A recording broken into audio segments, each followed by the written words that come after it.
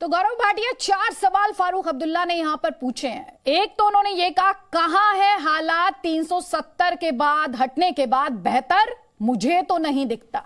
वो कहते हैं 370 हटने के बाद बेकसूर लोग मारे जा रहे हैं। पहले तो आप इन 2 सवालों पर जवाब दीजिए। अदिति जी, सबसे पहले जिस व्यक्ति ने नफरत का एक आंख में चीनी चश्मा, एक आंख में पाकिस्तानी चश्मा लगाया हो, उसको कश्मीर की बेहतर हालत और हालात नहीं दिखाई देंगे। और मैं आपकी बात का उत्तर ज़रूर दूंगा, लेकिन दर्शकों के लिए ये बताना ज़रूरी है। फारूक अब्दुल्ला का एक वीडियो था 5 अगस्त से पहले का, जब अनुच्छेद 370 को संशोधित किया गया, और वो कह रहे थे नामुमकिन है इसको हटाना। हटा के दिखाया। और हटने के बाद क्या कहा इन्होंने, आपको मालूम है? इनको सम्मान, इनको प्यार, इनको कद, इनको प्रतिष्ठा भारत के नागरिकों ने दी। केंद्रीय मंत्री रहे हैं, मुख्यमंत्री रहे हैं, लेकिन इन्होंने कहा कि हम चीन से दरख्वास्त करते हैं कि वो हस्तक्षेप करे और अनुच्छेद 370 को बहाल किया जाए। इनके मुंह से वीडियो में ये भी कहा जा रहा था, इंसाफ नहीं होगा तब तक शांति नहीं आएगी। अरे ये वो फारूक अब्दुल्ला है अदिति जी, ये मुख्यमंत्री थे, और कश्मीरी पंडितों पर, हिंदू भाई बहनों पर जब अत्याचार हो रहा था, मुख्यमंत्री को तो सड़क पे उतर के सुनिश्चित करना चाहिए था कि एक एक महिला सुरक्षित हो, एक एक भाई सुरक्षित हो। ये इस्तीफा दे के लंदन चले गए थे। मस्जिदों से आवाज आ रही थी कि सारे हिंदू भाई तो कश्मीर छोड़ दें, लेकिन अपनी बीवियों को और बच्चियों को छोड़ जाए। मुख्यमंत्री कहां था? लंदन में गोल्फ खेल रहा था। अब मैं आपकी बात पे आता हूं। देखिए, अनुच्छेद 370 हटने के बाद फर्क यह आया है कि जितना वहां पे पत्थरबाजी होती थी पहले, उसमें 98% की कमी आई है। जो आतंकवादी हमले थे वो करीब 70% कम हुए हैं अदिति जी। और सबसे बड़ी बात क्या है कि वहां पे अब विकास की धारा बह रही है। बड़ा दुख होता है जब कोई नागरिक इसलिए प्रताड़ित किया जाता है क्योंकि पाकिस्तान की जो फौज है ना, अब आमने सामने युद्ध नहीं कर सकती है अदिति जी। तो वो हमारी महिलाओं को, मजदूरों को, और जो वर्दी में है, चाहे वो आर्मी के ऑफिसर्स हो और चाहे वो पुलिस के जवान हो, उनको टारगेट करती है। लेकिन ये बात मैं बता दूं, उस परिवार के साथ जो अपना खोता है तो वो अपना हमारा भाई बहन भी है, और हम लोग खड़े रहते हैं। और हमारी आर्मी क्या करती है ये बताना जरूरी है। राहुल भट्ट मारा गया, 24 घंटे के अंदर 3 आतंकियों को ढेर किया हमारी वीर सेना ने। रियाज अहमद के हत्यारों को, ये जैश ए मोहम्मद के आतंकवादी थे, इनको ढेर किया। अमरीन भट्ट, अगर उसको टारगेट किया, वो हमारी बहन थी, तो हमने सुनिश्चित किया 48 घंटे में ये आतंकवादी ढेर हो। ये उदाहरण मैंने क्यों दिए? पहली बात तो जो वहां पे आतंकवादी हमले होते थे उसमें कमी आई, और अगर कोई मजाल करेगा कि हमारे नागरिकों को टारगेट करे तो उनको भी ढेर किया जाएगा, पहली बात। दूसरी बात, बड़ा मतलब एक और आया है। दूसरे पैनलिस्ट का लूंगी सर, वापस आपको मंच दूंगी। जल्दी से नीलोफर मसूद यहां पर ये सवाल उठा रहे हैं एनसी पर। ये कह रहे हैं कि टारगेटेड किलिंग्स हुई तो भारतीय फोर्सेस ने उसका जवाब भी दिया है, बदला लिया गया है। नीलोफर मसूद। देखिए आदित्य जी, 370 हटने के बाद हमसे ये कहा गया कि एक नया कश्मीर होगा। आप इस नए कश्मीर, जो जम्मू कश्मीर है, इसमें देखती क्या है? पहले तो लद्दाख काट लिया, अब खाली जम्मू कश्मीर रहा है यहाँ पर। उस नए कश्मीर में किस चीज को इन्होंने वो चीज की कि जो ऑलरेडी इन्होंने प्रॉमिस किया, चाहे वो डेवलपमेंट है, प्रॉस्पेरिटी है, सिक्योरिटी को लेकर है। खुसूसन मैं सिक्योरिटी की बात करूंगी, क्योंकि आए दिन आपने देखा होगा कि टारगेट किलिंग हो जाती है। कहां से हाइब्रिड मिलिटेंट या कुछ नाम देकर एक बंदा, एक शख्स आ जाता है, अपने टारगेट को वो किल करके सेफ पैसेज से भाग जाता है, और उसके बाद दुहाइया देते हैं हम टीवी पर, मीडिया पर, ये कहते हैं कि हमने फलां शख्स को मार डाला जिसने वो टारगेट किलिंग अंजाम दी थी।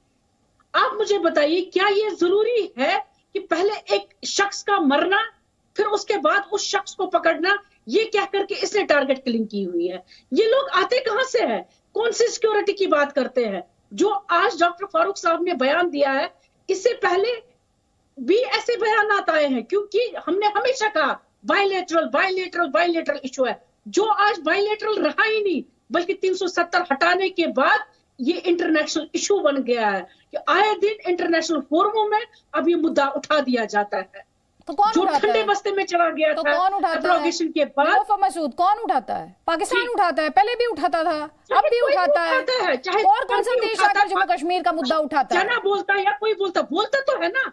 अब तो ये इंटरनेशनल का इशू बन गया है, जो कभी जिस मुद्दे पर कभी बात ही नहीं होती थी, अनफॉर्चुनेटली। नहीं, आप ये कह रही हैं कि पाकिस्तान कभी जम्मू कश्मीर बात नहीं करता था? देखिए, कह रही हैं हमें आदित्य जी मुझे बस 10 सेकंड दे दीजिए। हमें कहीं ना कहीं इस इशू पर बात करनी है। आप कहेंगे क्यों, आप सपोर्टर हैं पाकिस्तान के, आप चाहते हैं बात करें। देखिए, सपोर्टर कोई नहीं, जम्मू कश्मीर का वासी जानता है, मर वो रहा है, शहीद वो तो हो आप रहा ये है। कहती है कि ये तो आप मानती हैं पाकिस्तान करा रहा है? चलिए एक सेकंड के लिए, आप ये तो मानती हैं पाकिस्तान करा रहा है, ये एडमिशन है ना? चाहे पाकिस्तान है उसमें, चाहे वो कोई भी कंट्री है, कोई नहीं चाहे। आप ये मानती है ना? टेररिज्म को नहीं, फारूक साहब ने तो ये बात नहीं कही है मैडम ना। आपने अब अच्छा पॉइंट उठाया, बहुत अच्छा पॉइंट अब आपने उठाया। आप ये कह रही हैं मरता बेकसूर आदमी है, बिल्कुल सही बात है, मरता बेकसूर आदमी जिसका कोई दोष नहीं है, जिसका कोई दोष नहीं है। लेकिन आप ये मानती हैं कि उसे मरवाने का काम पाकिस्तान से होता है, इसलिए आप कहती हैं कि उससे बात कर लीजिए। मैं वो नहीं कह सकती। देखिए, मैं वो कहने से, अगर मेरे सिक्योरिटी वाले मानते हैं, गवर्नमेंट ऑफ इंडिया मानती है तिथियों को लेकर, मैं उसे इनकार नहीं कर सकती। ना आप इनकार कर सकते, ना कोई और इनकार कर सकता है। वो तिथियों पर हम बात करेंगे। तो फिर फारूक साहब ने जिक्र क्यों नहीं किया? फारूक साहब ने तो कुछ और कहा। नहीं, फारूक साहब ने किस इंसाफ की बात की? आप जरा मुझे ये बताइए, कौन सा इंसाफ है? उन्होंने कौन सी ऐसी गलत बात की? मैं गलत और सही तो कह ही नहीं रही हूं, मैं तो आपसे सवाल पूछ रही हूँ, आपसे सवाल पूछ रही हूँ, तो आप उसमें कहीं गलत बात किया? मैंने तो सवाल पूछा है, जवाब दीजिए ना आप। उन्होंने जो कहा समझाइए, इसलिए बुलाया आपको। आप ये चीज मानती है कि सीज फायर वायलेशन, जब हमारा सीज फायर नहीं हुआ था तो कितनी बॉर्डर वायलेशन हो रही थी आफ्टर एब्रोगेशन ऑफ 370? ये कैसे कम हुआ? जब एक नेगोशिएशन होगी, जब एक एग्रीमेंट बाज़ाब्ता बना। मैं आपसे क्या पूछ रही हूँ? आप सीज फायर वायलेशन और सीज फायर अग्रीमेंट पर चली गई।